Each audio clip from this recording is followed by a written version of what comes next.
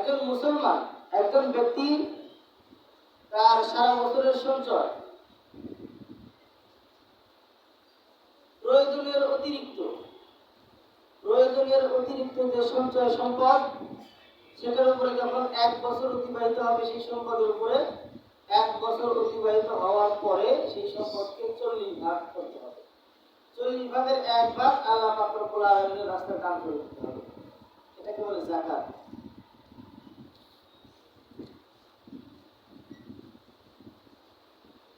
যাকাত খরচ হয় কয়েকটি জিনিসের উপরে। যদি কারো কাছে স্বর্ণ বা রূপা থাকে নিসাব পরিমাণ, কিংবা সেই পরিমাণ টাকা পয়সা থাকে, অথবা ব্যবসায়িক পণ্য থাকে, কিংবা জীবজন্তু থাকে, এগুলোর উপরে 1 বছর অতিবাহিত হওয়ার পরে যাকাত খরচ হয়। রূপা এবং স্বর্ণের নিসাব হলো, রূপা নিসাব 52.5 তোলা রূপা। 52.5 তোলা রূপা কারো কাছে যদি থাকে এবং সেটার উপরে যদি 1 বছর অতিবাহিত হয়, তাহলে সেখানে তার উপর যাকাত খরচ হবে। আর স্বর্ণ হলো 7.5 তোলা। রাসূল পাক সাল্লাল্লাহু আলাইহি ওয়াসাল্লামের জামানায় রূপা দিয়েই গণনা করতেন 5 উকিয়া।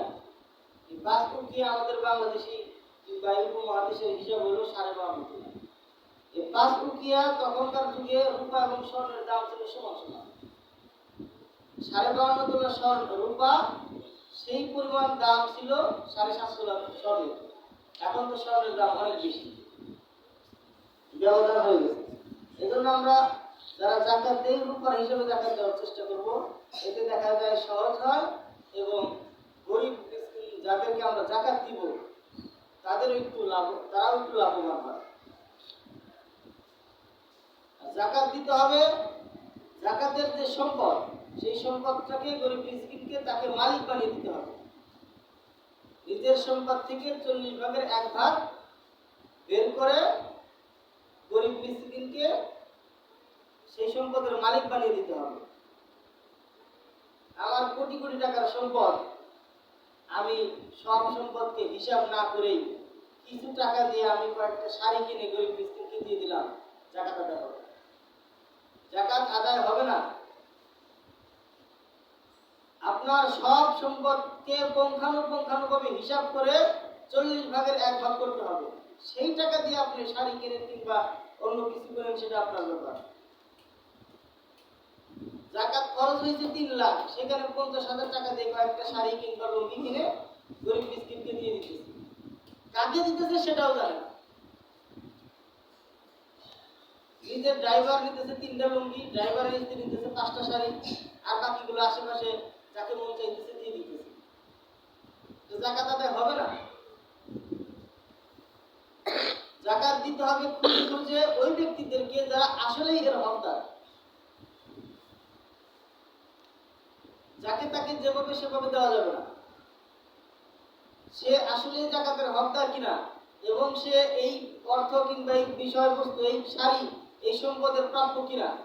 দেখা যাইতেছে একজন গরিব মানুষ, কিন্তু তার উপর যাকাত দেওয়া আবশ্যক না, বা যাকাত দিলে সে আদায় হচ্ছে না, অথবা আদায় হচ্ছে। এরকম ব্যক্তি 10 জনে 10টা শাড়ি দিয়ে দিতেছে, ওই লোকটা এত শাড়ি কি করবে? সুন্দর করে বিক্রি করে দিচ্ছে, যাকাত আদায় হবে না। আর যাকাত দেওয়ার সবচেয়ে উত্তম হলো নিজের আত্মীয় স্বজনদের মধ্যে। আমার উপর যাকাত খরচ হয়েছে, আত্মীয় স্বজনের মধ্যে দেখুন কেউ গরিব। সমাজের মধ্যে এমন মানুষ অনেক আছে যারা গরিব না, মধ্যবিত্ত, কিন্তু তাদের টাকা পয়সা নাই, অর্থকরী নাই। লোক লজ্জায় তারা কারো কাছে চাইতে পারে না, কাউকে বলতে পারে না। এরকম ব্যক্তি, এরকম পরিবার খুঁজে খুঁজে যাকাত দিতে হবে। আপনার সম্পদের টাকা যেন বিফলে না যায়, এদেরকে যাকাত দিতে হবে। রাসূল পাক সাল্লাল্লাহু আলাইহি ওয়াসাল্লাম বলেছেন, একটা সময় আসবে যাকাতকে মানুষজন বোঝা মনে করবে। আমাদের জামানা সেই জামানা এসে বসে, আমরা কোন রকম দায় সারা যাকাত দিই, তাও আল্লাহকে সন্তুষ্টি করার জন্য না, লোকজনকে দেখানোর জন্য। এত টাকা পয়সা আমার, আমি যদি যাকাত না দিই লোকে কি বলবো? যে অমুক ব্যক্তি এবছর যাকাত দেয়। এই জন্য এজন্য দায় সারা জাকাত দেই, যেন মানুষজন দেখে আমি জাকাত দিয়েছি। এই জাকাত আদায় হবে না। একজন মানুষের যতগুলো সম্পদ আছে আল্লাহ পাক রব্বুল আলামিন তো তাকে দান করছেন।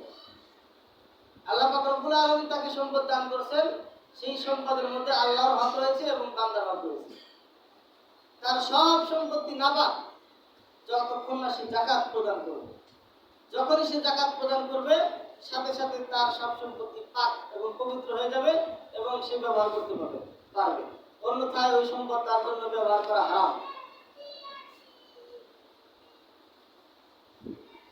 আল্লাহ পাক রব্বুল আলামিন যাকাত যারা না দেয় কিংবা বেহিসাবি গরমিল করে কোন রকম দায় সারা যাকাত দেয় তাদের ব্যাপারে কঠিন হুঁশিয়ারি জারি করে দিয়েছে।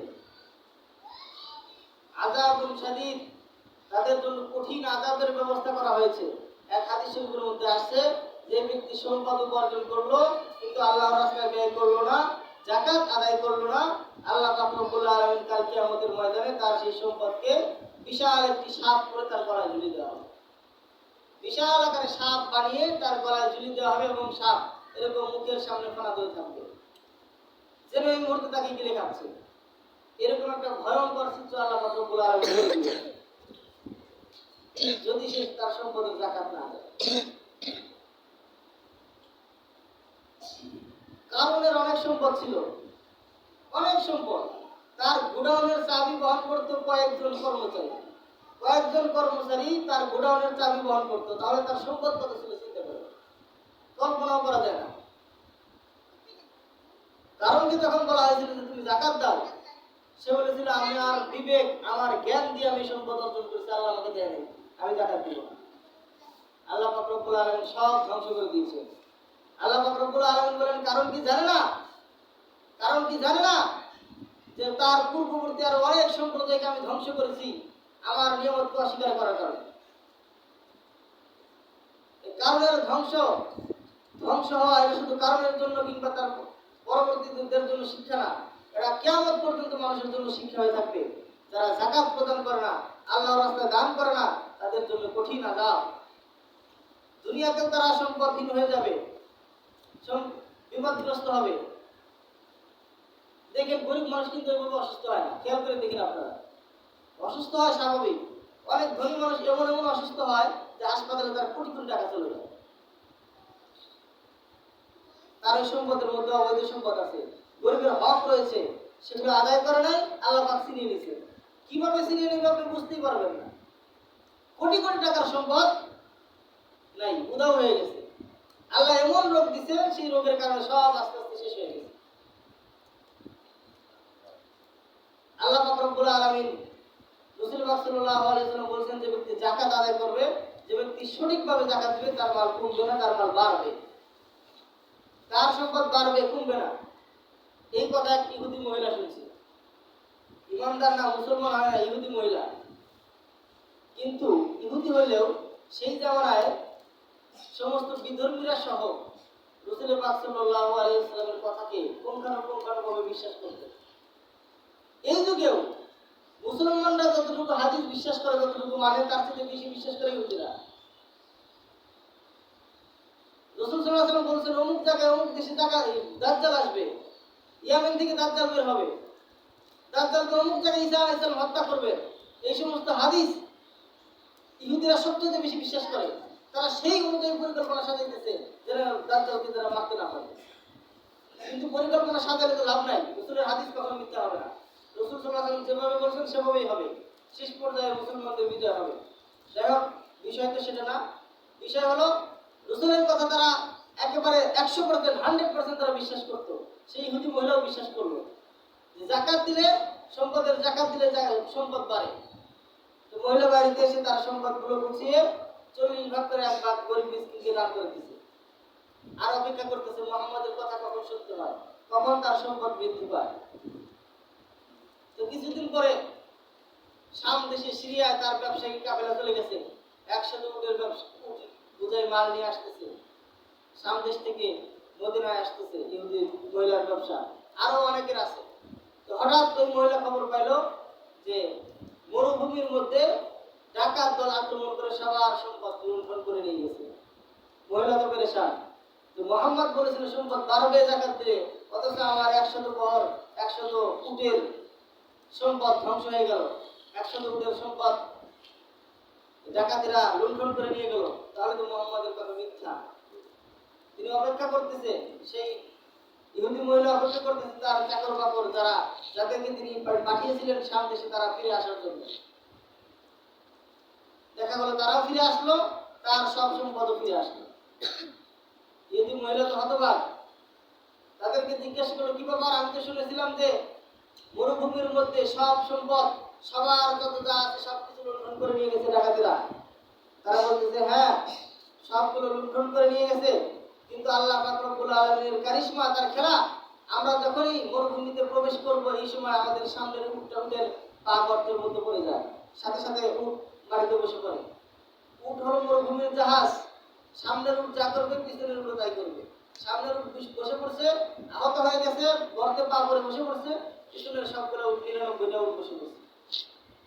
সে লোকগুলো বর্ণনা দিচ্ছে যে আমরা আমাদের উটগুলো যখন বসে পড়লো, সেখানে কিছুক্ষণ বিশ্রাম করার পরে আমরা যখন আবার যাত্রা শুরু করলাম, ততক্ষণে সেই ডাকাত দল সব মাল, সামনে যারা ছিল তাদের সব মাল লুণ্ঠন করে তারা চলে গেছে। পিছনে আমরা নিরাপদে মদিনায় পৌঁছেছি। সুবহানাল্লাহ। একজন ইহুদির আত্মবিশ্বাসের কারণে তার সম্পদ বৃদ্ধি হয়েছে, তার সম্পদ নষ্ট হয় নাই। তাহলে আমরা মুসলমান কেন বিশ্বাস করতে পারি না? আমাদের মুসলমানদের মধ্যে কি সমস্যা?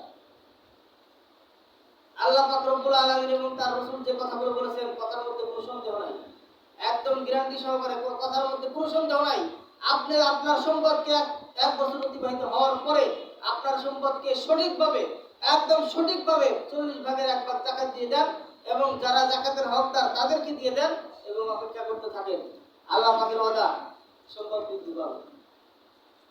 বাহ্যিক দৃষ্টিতে যদি সেটা বৃদ্ধি নাও পায়, কাল কিয়ামতের ময়দানে আপনাকে বৃদ্ধি করে দেওয়া হবে।